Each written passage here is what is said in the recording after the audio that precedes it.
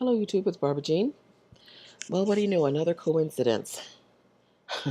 I have the dream about my twin sister, who I've told you she and I are spiritually connected at the hip.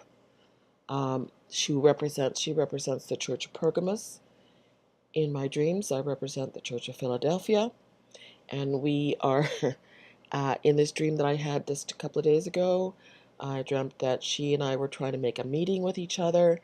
And when we finally met with one another, she had a bag of things that belonged to me, including my shoes, including my some other things that I had, and she handed it back to me.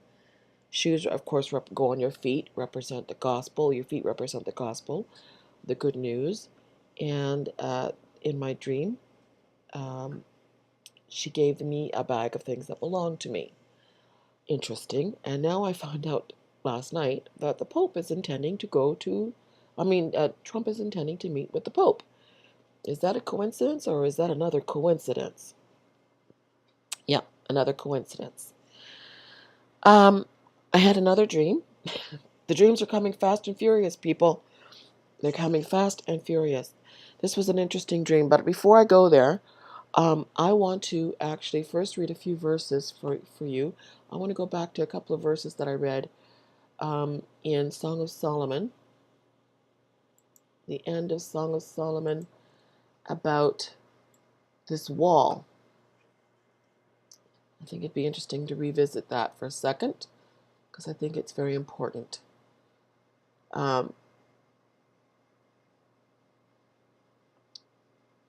Okay, let's see. Song of Solomon 8, verse 5. Who is this that cometh up from the wilderness, leaning upon her beloved? I raised thee up under the apple tree. There thy mother brought thee forth. There she brought thee forth that bare thee. Set me as a seal upon thy heart, as a seal upon thine arm. For love is strong as death, jealousy is cruel as the grave. The coal thereof are coals of fire, which hath a most vehement flame. Many waters cannot quench love, neither can floods drown it. If a man would give all the substance of his house for love, it would be utterly contemned. We have a little sister, and she hath no breast. What shall we do for our sister in the day in which she is spoken for? If she be a wall, we will build upon her a palace of silver, and if she be a door, we will enclose her with boards of cedar. I am a wall, and my breasts like towers. Then was I in his eyes as one that found favor. So because the Shulamite was faithful and did not allow the enemy or um, any other romantic influence to change her mind. There was no one else in her life, in her heart, than her beloved. She was a wall.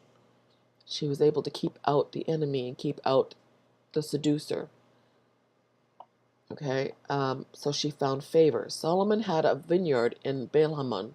He let out the vineyard unto keepers, every one for the fruit thereof was to bring 1,000 pieces of silver. My vineyard, which is mine, is before me. Thou, O Solomon, must have 1,000, and those that keep the fruit thereof 200. Thou that dwelleth in the garden, the companions hearken to thy voice. Cause me to hear it. Make haste, my beloved, that thou be like a roe or young hart upon the mountains of spices. Very beautiful. Now I want to read Galatians 4, just a couple of verses from here. For this Hagar, verse 25, starting at verse 25, this Hagar is Mount Sinai in Arabia, and answereth to Jerusalem, which now is, and is in bondage with her children. But Jerusalem, which is above, is free, which is the mother of us all. For it is written, Rejoice, thou barren that bearest not, break forth and cry, thou that travailest not. For the desolate hath many more children than she that which hath a husband. Now we, brethren, as Isaac was, are the children of promise. Now I want to go to Revelation chapter 3, Church of Philadelphia. And it says, open door that he sets before them. Revelation 3:12, the Church of Philadelphia. Him that overcometh will I make a pillar in the temple of my God, and he shall go no more out, and I will write upon him the name of my God, and the name of the city of my God, which is New Jerusalem, which cometh down out of heaven from my God, and I'll write upon him my new name. So the Church of Philadelphia is sealed with three names: the name of the Father, the Son, and the Holy Spirit, which is Jerusalem. That the bride is called New Jerusalem. Now let's go to Revelation chapter 21, and let's read about this city. The woman with the 12 stars on her head is Revelation chapter 12. Let me just read that for a moment here before let's go back there. And let's see what she looks like. Revelation 12:1. And there appeared a great wonder in heaven. This is after the rapture. The rapture of the church occurs in Revelation chapter 6, in the sixth seal, in Revelation 6. You see her, the raptured church, the bride, in heaven in Revelation chapter 7. And here we have the woman in heaven giving birth. And there appeared a great wonder in heaven, a woman clothed with the sun, and the moon under her feet, and upon her head a crown of 12 stars. And she, being with child, cried, travailing in birth, and pained to be delivered. So she's crowned with 12 stars. Now let's go to Revelation chapter 21. And I saw a new heaven and a new earth, for the first heaven and the first earth were passed away, and there were no more sea. And I, John, saw the holy city, New Jerusalem, coming down from God out of heaven, prepared as a bride, adorned for her husband. And I heard a great voice out of heaven saying, Behold, the tabernacle of God is with men, and he will dwell with them, and they shall be his people, and God himself shall be with them, and be their God. And God shall wipe away all their tears from their eyes, and there shall be no more death, neither sorrow nor crying, neither shall there be any more pain, for the former things are passed away. And he sat upon the throne, saying, Behold, I make all things new. And he said unto me, Write, for these words are faithful and true. True and faithful. My eyes are seeing things backwards at the moment. And he said unto me, It is done. I am Alpha and Omega, the beginning and the end. I will give unto him that is athirst of the fountains of the waters of life freely. So another more water involved here. Freely of the fountains. He that cometh shall inherit all things, and I will be his God, and he shall be my son. But the fearful, the unbelieving, the abominable, and the murderers, and whoremongers, and sorcerers, and idolaters, and all liars shall have their part in the lake that which burneth with fire and brimstone, which is the second death. And there came unto me one of the seven angels which had the seven vials, full of the last plagues, and talked with me, saying, Come hither, I will show you the bride, the Lamb's wife. And he carried me away in the Spirit to a great and high mountain, and showed me the great city, the holy Jerusalem, descending out of heaven from God, having the glory of God, and her light was like unto a stone most precious, even as a jasper stone, clear as crystal. And it had a wall great and high, and had 12 gates, and the gates of 12 angels, and at the gates 12 angels, and the name written thereon, which are the names of the 12 tribes of the children of Israel. On the east 3 gates, and the north 3 gates, and the south 3 gates, and the west 3 gates. And the wall of the city had 12 foundations, and in them the names of the 12 apostles of the Lamb. So the gates had the name of the tribes in which the inhabitants of the city come and go, but the wall are the 12 apostles are written on the name of the foundations of the wall. Remember Song of Solomon? I am a wall. The bride of Christ, Revelation chapter 3, the Church of Philadelphia. They have the seal of the name of the Father, the Son, and the Holy Spirit. They are the temple dwellers in the New Jerusalem. They also have the name New Jerusalem written on them. None of the other churches have the name New Jerusalem written on them. Only the Church of Philadelphia has the name of the Father, the Son, and the Holy Spirit, the New Jerusalem, written on them. She is the bride. The bride is in heaven in the temple. that the temple comes down to land on the new earth, and there is a wall that has 12 foundations. We have this sign, Revelation 12, in the stars coming up in September that indicate 12 stars. The first time there's ever been 12 stars around the head of Virgo, who's giving birth. 12 represents fullness. 12 represents government, the completion of government, which we see here in Revelation chapter 3. This sign that's coming up in September is an important sign, but we also have the end of the age of grace, which happens in Pentecost. As the age of grace began on Pentecost, it will end on Pentecost.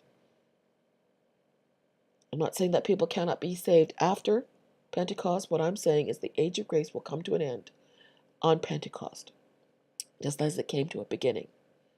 That will become the age of the church age, basically the age of the bride and the bridegroom will begin at the 50th millennium. I don't know why I'm saying that to you. I don't know why I feel I could have the right to say that to you.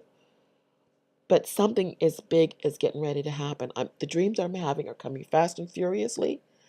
They're coming, the insight, the things that are happening, the coincidences just keep happening and over and over and over again. It's just amazing to me.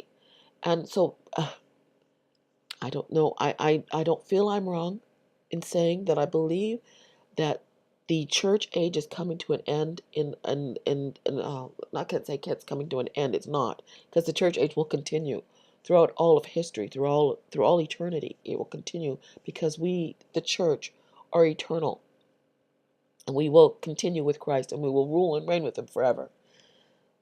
But I believe that this, as the church is becoming free from the bondage of Satan, also Jerusalem and Israel is also, they are the physical manifestation of what goes on in the heavenly places. Okay? But the church is important here because we are the bride. The church is the bride, not Israel. Israel is not the bride. The bride is the church. The bride is the church. She's in heaven at this particular time, and she comes down with the New Jerusalem. She's in the temple, and she comes down. Her bride, which has adorned herself, is coming down out of heaven as a city. A city is named after her. And she is a wall. As I read in Song of Solomon, she is a wall, which means that she is a complete government. The government is complete. And now we have the sign coming up in September of the woman who is clothed with the sun with 12 stars around her head this September. I believe it's important and significant. Now, I had a dream.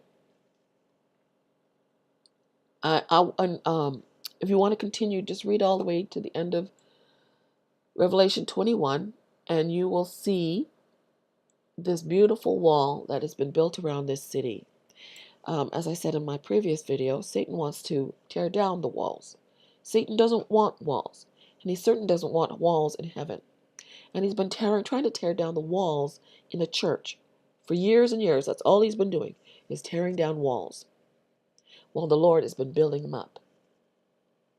There are many churches who are involved with adulterous acts with the world, with Satan, and allowing Satan to influence their theology, to influence God's word, and to change their minds on many, many levels. Just like when he did in the garden. When he came into the garden, he began to spread his rumors and lies and deceptions until he deceived Eve. You see, Satan hates walls. He hates walls. And that's why when Donald Trump says he's going to put up a wall, they're having a fit.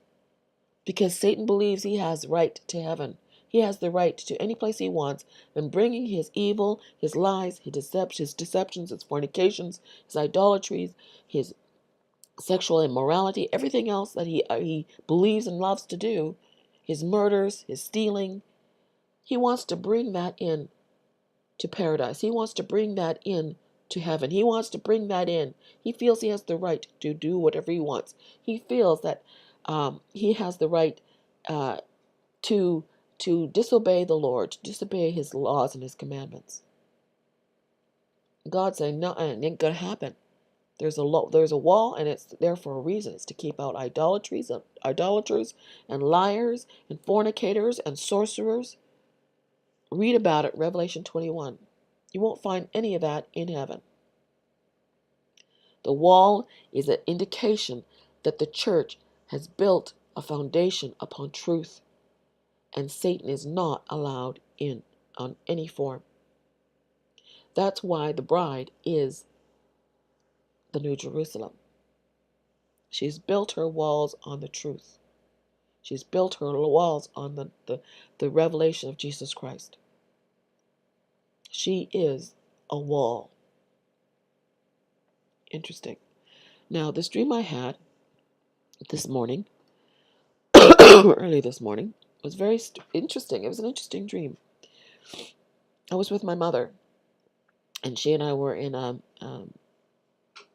situation. We were trying to get home, and I can't exactly remember why we were there. We were there to see the doctor, or I don't think it was see the doctor, but we were there for an appointment. We were in this area in the somewhere on the earth. We were attending an appointment together, and in this dream, we wanted to get home, but my mother came in a plane, and therefore my mother came in a plane. She had this little Cessna, and that's what it was called. In my dream, I heard the word Cessna, and now I wasn't consciously thinking of Cessnas anytime. In fact, the word Cessna doesn't really um, um, figure in my conversation. And when I had the dream, I wasn't even, when I woke up, I was thinking, Cessna, what's Cessna? And I knew it sounded vaguely familiar, and then I looked it up. Cessna is a type of little plane made by the Cessna company, little single engine planes, and some they have jets, but in my dream I was thinking of a little single engine plane, and I looked it up. It was the Cessna company started in 1926. And this little plane that came to my mind was this little single engine plane. It was a little tiny little thing. It only held two people. And we had to get home, and we had to fly home in my mother's Cessna. And she was very anxious to get it, and we were looking for it in the parking lot. We couldn't find it in the parking lot. And I said, "What happened to your plane? Where is it? I don't see it anywhere. What happened to your plane?" And she said, "Oh, it's just," she said, "it was over this on the other side of this, so over the grassy knoll. It was over in another section, basically a couple of blocks away from where we were." So she stayed where she was, and I went looking for her Cessna, her little plane. And when I got to the place where she said it turned out there was an auction going on. Someone had repossessed her Cessna. Someone had repossessed her little plane. And I'm thinking, well, why would anybody want that little plane? It wasn't worth very much. And so I'm thinking, how am I going to get this little plane? I'm going to have to buy back her little plane. But I didn't have any money on me, or at least not very much. I'm thinking, I don't know how I'm going to be able to get this plane back from my mom, or how we're going to get home. We have to get home, and we have to have that little plane. So they started auctioning off these planes, and they got to the little Cessna, this little single engine plane. And I said, oh, I'm thinking to myself, well, nobody's going to want this plane. I probably can get it really cheap. I only had a couple bucks on me. So they started auctioning off this plane. And I bid $2 on it. And nobody was bidding against me, except finally this one woman finally spoke up and said she wanted it for $12. $12. So I thought, well, what am I going to do? I can't bid against her. I don't have $12 to give to bid against this woman to get this little plane that my mother and I needed to get home in. And as I'm giving up hope, and I'm thinking, I'm not going to be able to get this little plane. We're not going to be able to get home. This man walked towards me, and he had a big smile on his face. And in my dream, I knew that he was going to give us the funds to buy this little plane. So I bought the plane very, very cheaply, because the woman didn't want to spend any more than $12 on this plane. So I got the plane because this man came and he gave me the funds that I needed to buy this little plane back. And so my mother and I get in this little plane and we began to take off. At first, um, everyone was having a little joke about it because it had hardly any power to get off the ground. And they were trying to show us how to do it. And basically, my mother knew how to fly the plane. I didn't tell them that, but they were making a little joke about how this plane wasn't going to ever really get off the ground. And so they had this plane attached to one horse. A horse was was dragging this plane around the ground, trying to get some power and steam up to get this little plane off the ground. So anyway, everyone was having a little joke about it, but it was able to fly. It was flyable. So my mother and I got into this little um one horse engine plane Cessna and got in, and yeah, we got off the ground because my mother knew how to fly the plane. And so we had got up and got enough altitude, and we were flying quite high actually, and quite comfortably. And we were flying over lakes and mountains, and we finally got home. Quite well. We got home. We knew where we were going. We got home. And when I got home, I was willing to stay where I was. I didn't want to go anywhere else. I wanted to stay home. I was home. I'm staying home. In the meantime, my mother and my two sisters, the same two sisters, the one that represents the Church of Ephesus and the other one that represents the Church of Pergamos, my twin sister and my eldest sister, um, and were in the house with me. And my mother, but my sisters were getting ready to go out, and my mother was going to go with them, and my eldest sister was dressed in the very old-fashioned, something that she in real life would never ever wear, but it was a very old-fashioned, almost to the ground, blue, pale blue dress, baby blue dress, and maybe sky blue dress. That's a bit more like sky blue dress with polka dots and ruffles and high collar. She would never ever wear that, believe me, people. And anyway, she was wearing this very old-fashioned looking dress, and she had four daughters with her. And in real life, my sister only has one daughter, but in this dream, she had four daughters, and they were all wearing exactly the same dress, in of course smaller scale, because these were little girls, and they were all dressed in the same way, in these sky blue dresses with white polka dots. And I thought, well, that's kind of weird, but everyone has their own ways. And so anyway, they were getting ready to go out, and I was getting ready to stay home. And my mother was going to go with them, and I didn't know where they were going, but they were getting ready to go. And I went into the bedroom to lie down because I was tired, and I just wanted to stay home. And my twin sister gets up off the bed that she was lying on and says, "I'm going. Are you coming with us? We're going to go out." And I said, "Where are you going?" She says, "We're going to a very special baking sale, a cake sale, a very special cake sale." And I said, "No, no, I think I'm just going to stay right where I am. You guys go ahead and have a nice time." So she left to go on this to the go out with my mother, my eldest sister, and her daughters, and my twin sister all left to go to a bake sale, and I stayed home, and I stayed home and rested. And that was the end of the dream. Very strange little dream, but very interesting that I should have a dream about flying with my mother to get home. The bake sale is also significant in that the bake sale represents the preparations for the wedding of the bride of Christ. Very interesting. But anyway, like I said, I'm having dreams that they're coming fast and furious. Seems like almost every day now. In the last few days, I've had some significant dream. I think I had another dream too. I'm trying to remember if I tell you what it was, if I can recall it. Anyway, it's not coming to me at the moment. If I remember, I'll let you know. But there was another dream that I had that just seemed significant in some way. But anyway, it's not coming to me. But anyway, I think that's all I need to say for this video. We are coming to the end of something. We are getting ready to begin something. There's some new, wonderful things getting ready to happen to the church and for Israel. And I don't really know. I can only speculate as to what all this means, of course. But I believe we are coming to some significant times, if my dreams are any indication. God bless. I'll talk to you later.